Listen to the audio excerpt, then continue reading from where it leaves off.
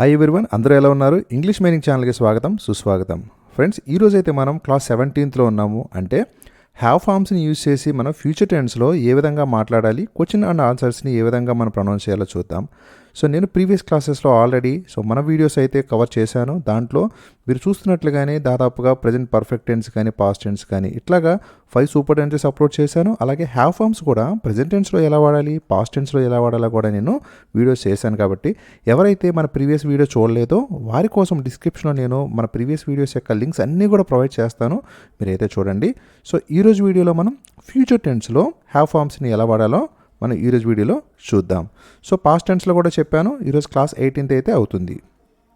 ఇక so part 3, part 1, part 2లో already present టెన్స్లో ఎలా వాడాలి, పాస్ట్ టెన్స్లో ఎలా వాడాలో కూడా చెప్పానండి హ్యావ్ ఫార్మ్స్ని. సో ఇది పార్ట్ 3 అనమాట. అంటే మనం హ్యావ్ ఫార్మ్స్ని ఫ్యూచర్ టెన్స్లో ఎలా వాడాలో చూద్దాం. సో ఫ్యూచర్ టెన్స్లో మనం హ్యావ్ ఫార్మ్స్ వాడేటప్పుడు మనకి విల్ హ్యావ్ అనేది వస్తుందన్నమాట. ఓకేనా? సో క్వశ్చన్ చేసేటప్పుడైనా లేదంటే ఆన్సర్ చెప్పేటప్పుడైనా సరే మనకి ఆన్సర్లో విల్ హ్యావ్ లేదంటే క్వశ్చన్లో విల్ హ్యావ్ వస్తుంది. ఒకవేళ నెగిటివ్గా చెప్పాలంటే వోంట్ అని వస్తుంది. అంటే విల్ నాట్ హ్యావ్ అంటారు నెగిటివ్గా చెప్పాలంటే. అది మనం షార్ట్ ఫామ్లోనే వోంట్ అని చెప్తాం కదా, అది. ఓకే, ఇక మనం లేట్ చేయకుండా మనం కంటెంట్లోకి అయితే వెళ్ళిపోదాము. భవిష్యత్తులో కలిగి ఉండబోవు అనే సందర్భంలోనే మనకి విల్ హ్యావ్ అని వస్తుంది. హ్యావ్ అంటే కలిగి ఉండడము, విల్ హ్యావ్ అంటే ఫ్యూచర్లో నేను కలిగి ఉంటాను అనే సందర్భం అనమాట. రైట్?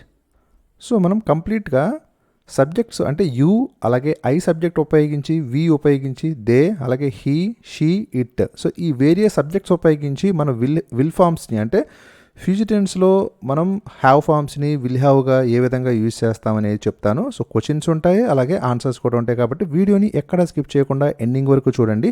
వీడియో అయిన తర్వాత మీకు ఖచ్చితంగా 100% సో ఏ విధంగా వాడతారు ఏంటి అనేది కూడా కాన్ఫిడెన్స్ వస్తుంది. ఈవెన్ మీరు కూడా దాన్ని అయితే యూజ్ చేయగలరు. మన సెషన్స్ అన్నీ కూడా మేజర్గా స్పోకెన్ ఇంగ్లీష్ పాయింట్ ఆఫ్ వ్యూలో ప్రశ్నలే కదా మనకి ఇంపార్టెంట్. మనం ప్రశ్న అడగాలన్నా, ఎదుటివారు ప్రశ్న అడిగినప్పుడు మనం సమాధానం చెప్పాలన్నా సరే, సో ప్రశ్నలు అలాగే సమాధానాలు ఇనే కాన్సెప్ట్లోనే వెళుతూ ఉంటాయి. రైట్? ఇక ఫస్ట్ ఎగ్జాంపుల్ చూద్దాం. విల్ యూ హ్యావ్ అంటే హ్యావ్ అంటే కలిగి ఉండడం, యూ హ్యావ్ అంటే నీవు కలిగి ఉన్నావు అనే మీనింగ్ వస్తుంది. విల్ యూ హ్యావ్ అంటే విల్ అంటే ఎప్పుడు ఇది మనం ఫ్యూచర్ టెన్స్లోనే మనం విల్ని యూజ్ చేస్తాం. కాబట్టి విల్ యూ హ్యావ్ అంటే ఫ్యూచర్లో నీవు కలిగి ఉంటావా అనే మీనింగ్ వస్తుంది. రైట్? విల్ యూ హ్యావ్ అంటే ఫ్యూచర్లో అనమాట. మనం మాట్లాడే సందర్భాలన్నీ కూడా ఇది ఫ్యూచర్ టెన్స్లో హ్యావ్ ఫార్మ్స్ని యూజ్ చేసే క్లాస్ కాబట్టి ఫ్యూచర్లోనే అన్ని సందర్భాలు కూడా ఉంటాయి. విల్ యూ హ్యావ్ అంటే నీవు కలిగి ఉంటావా. అప్పుడు ఒకవేళ ఆన్సర్ కాకుండా క్వశ్చన్లోనే మనం వోంట్ యూ హ్యావ్ అంటే నువ్వు కలిగి ఉండవని మాట్లాడాలంటే మనం ఆ విల్కి నాట్ యాడ్ చేస్తాము. అది షార్ట్ ఫామ్లో వోంట్గా మారుతుంది. వోంట్ యూ హ్యావ్ అంటే నువ్వు కలిగి ఉండవా. రైట్? సో ఫ్యూచర్లో అయితే మనం మాట్లాడుతూ ఉన్నాము, నువ్వు కలిగి ఉండవా ఫ్యూచర్లో అని. ఇక నెక్స్ట్ ఆన్సర్ చూద్దాం. ఒకవేళ మీరు ఫ్యూచర్లో కలిగి ఉంటారు అనే ఉద్దేశం కనుక ఉంటే ఎస్ ఐ విల్ హ్యావ్, నేను కలిగి ఉంటాను. ఆన్సర్ ఒకవేళ నో అనుకుంటే ఏం చెప్తాం మనం? నో ఐ వోంట్ హ్యావ్, నేను కలిగి ఉండను అని చెప్తాం. Okay guys? So helping verb అనేది ఇక్కడ విల్ వస్తుంది. హ్యావ్ అనేది మనం ఇక్కడ వర్బ్గా వాడుతున్నాము. క్రియ అంటే కలిగి ఉండడానికి సందర్భాల్లోనే మనం వాడుతున్నాం కాబట్టి సో హ్యావ్ అనేది వర్బ్గా ఉంటుంది. So I will not have అంటే నేను కలిగి ఉండను అని వస్తుంది. రైట్? ఇక మనం నెక్స్ట్ సెంటెన్స్ చూద్దాం. సో నేను అనే సందర్భాల్లో మనం యూజ్ చేయాలంటే అంటే నేను కలిగి ఉంటానా ఫ్యూచర్లో, will I have. Right? So ఈ విధంగా క్వశ్చన్ చేయాలి. ఒకవేళ నెగిటివ్గా మనం చెప్పాలంటే అంటే నేను కలిగి ఉండనా అని చెప్పాలంటే సో విల్కి నాట్ యాడ్ చేసి వోంట్ ఐ హ్యావ్ అంటే నేను కలిగి ఉండనా. రైట్? ఈ విధంగా అడగాలి. ఆన్సర్ చూద్దాం. ఒకవేళ మనం కలిగి ఉంటాము అని చెప్పాలంటే ఎస్ వి విల్ హ్యావ్, మేము కలిగి ఉంటాము అని చెప్పొచ్చు. ఒకవేళ ఆన్సర్ నో అయితే ఏం చెప్తాం? No we will not have, లేకపోతే no we won't have. Right? ఈ విధంగా మనం ఆన్సర్స్ని అయితే క్లియర్గా ట్రాన్స్ఫర్ చేయొచ్చు. ఇక తర్వాత సందర్భం చూద్దాం. సబ్జెక్ట్ వి యూజ్ చేసి మనం ఏ విధంగా క్వశ్చన్ చేయాలి. విల్ వి హ్యావ్ మనము కలిగి ఉంటామా ఫ్యూచర్లో, భవిష్యత్తులో అన్న విషయం మాత్రం మర్చిపోవద్దు.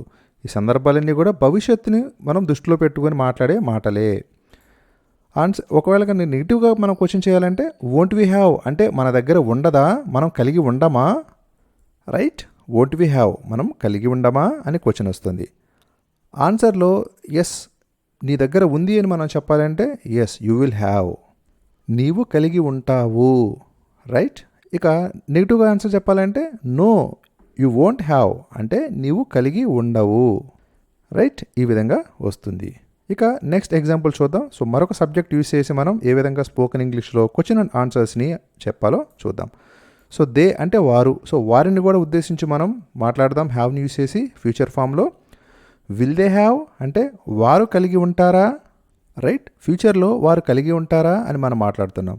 అది కనుక వాళ్ళు కలిగి ఉండరా అని మాట్లాడాలంటే విల్కి నాట్ యాడ్ చేసి వోంట్ దే హ్యావ్ వారు కలిగి ఉండరా అని యూస్ చేస్తాం. రైట్, ఈ విధంగా అడగాలి.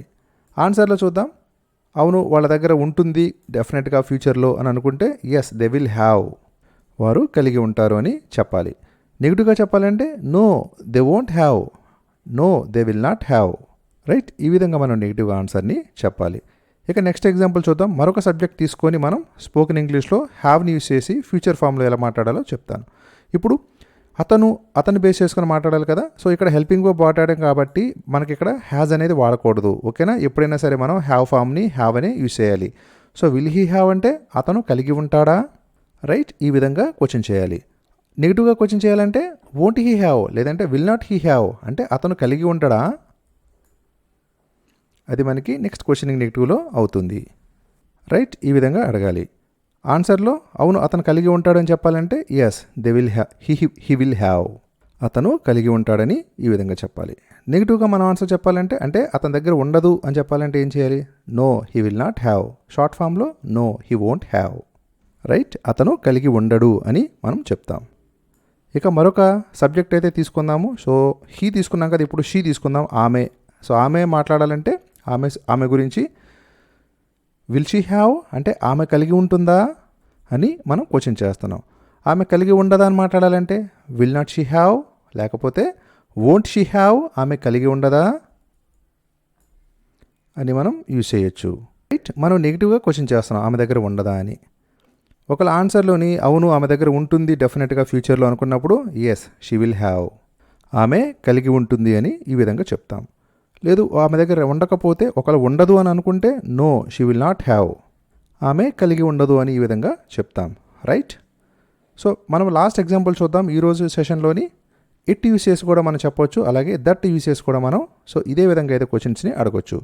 సో విల్ ఇట్ హ్యావ్ అంటే ఇది కలిగి ఉంటుందా ఫ్యూచర్లో. రైట్, నెగిటివ్గా చెప్పాలంటే వోంట్ ఇట్ హ్యావ్ అంటే ఇది ఫ్యూచర్లో కలిగి ఉండదా అనే సందర్భాన్ని మనం ఇక్కడ అడగొచ్చు. ఇది కలిగి ఉండదా అని వస్తుంది. ఆన్సర్లోని అవును ఇది కలిగి ఉంటుంది అంటే ఫ్యూచర్లో ఖచ్చితంగా దీని దగ్గర ఉంటుంది అని చెప్పాలంటే ఎస్ ఇట్ విల్ హ్యావ్ ఇది కలిగి ఉంటుంది అని చెప్తాం. ఒకవేళ ఇది కలిగి ఉండదు అని చెప్పాలంటే no it will not have లేకపోతే నో ఇట్ వోంట్ హ్యావ్ ఇది కలిగి ఉండదు అని ఈ విధంగా మనం మాట్లాడతాం. ఓకే గైస్, సో దాదాపుగా మనం హ్యావ్ ఫార్మ్స్ని యూజ్ చేసి ప్రజెంట్ అలాగే పాస్ట్లో మనం సో ఏ విధంగా యూజ్ చేయాలో చెప్పాను. ఈరోజు క్లాస్లో ఫ్యూచర్లో కూడా మనం ఏ విధంగా యూజ్ చేయాలో క్లియర్గా అయితే ఎక్స్ప్లెయిన్ చేశాను అనుకుంటున్నాను. ఖచ్చితంగా మన ప్రీవియస్ క్లాసెస్ చూడని వారు వాటిని కూడా చూసి యాక్సెస్ చేసుకోండి. ఇప్పటి వరకు కూడా మీరు మన ఛానల్ని సబ్స్క్రైబ్ చేసుకున్నట్లయితే ఖచ్చితంగా సబ్స్క్రైబ్ చేసుకోండి. ఆల్రెడీ సబ్స్క్రైబ్ చేసుకునే వాళ్ళకి so I thank you very very very much అనమాట. ఎందుకంటే మనది కొత్త ఛానల్ కాబట్టి సబ్స్క్రిప్షన్స్ అనేవి చాలా చాలా ఇంపార్టెంట్. అలాగే మీ లైక్స్ కూడా నాకు చాలా చాలా మ్యాటర్, చాలా ఇంపార్టెంట్. మీ లైక్స్ చేయడం వల్లే మన వీడియోస్ అనేవి కొత్త వారికి కూడా కనబడటం జరుగుతుంది. Okay guys, thank you for watching English mining. జై హింద్.